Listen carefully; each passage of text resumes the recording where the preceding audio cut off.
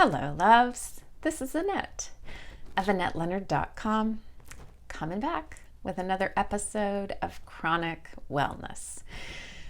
Thank you so much for being here on this cloudy day in Oregon. I am continuing to talk about strategies for managing this shelter in place, this home isolation that all of us, most of us around the globe are practicing. And part of what can happen is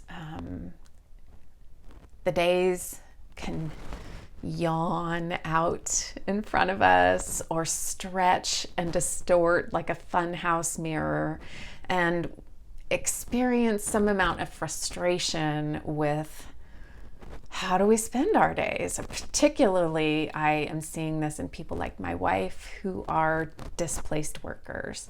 And when you are accustomed to cramming your days full and having nothing but work and to-dos and distractions, and now here the day is just with no hint at how you should be filling it, it can be tricky and unwieldy to know how to build a day without the calendar and the work schedule and the typical things that you would have been filling it with.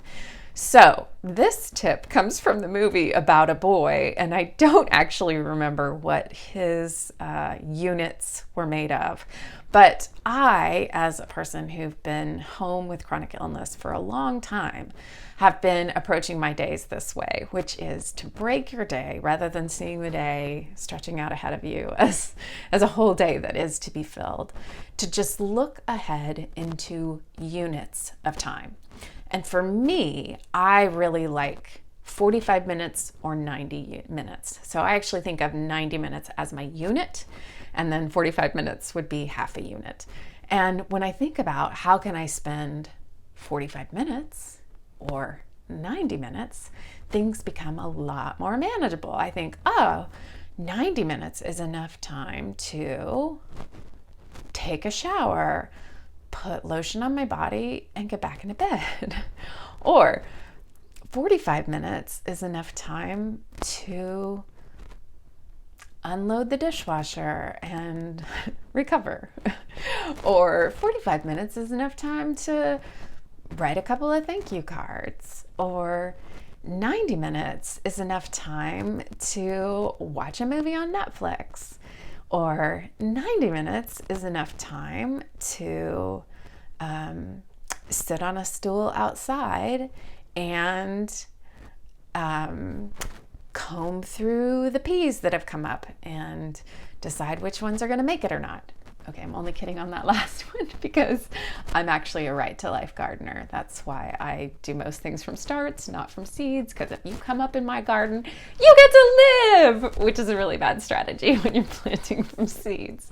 But you see my point here. Like when you start to chunk things up into these smaller units of time, then the day can magically sort of disappear in 6 to 9 units, 12 to 15 units. I mean, it all depends on how many hours a day you get to be out of bed and awake for, whether or not you are a chronic illness warrior like so many of us, or maybe you're the spouse or partner or somebody that's healthy that's listening to this and you have many hours in your day. You can chunk them down into these units and be like, oh, that'll take a unit. You know, I've got to run out and get the groceries. That's going to take a unit and a half. I mean, whatever it is, if you start to think of it as units, it's less daunting than approaching this whole yawning stretch of time. I hope this is helpful. I want to hear about your experiences. So please, please, please use the comments section below or surf over and see me on Instagram or Twitter. I would love to hear from you. Thanks so much for being here, and until we're together again, be well.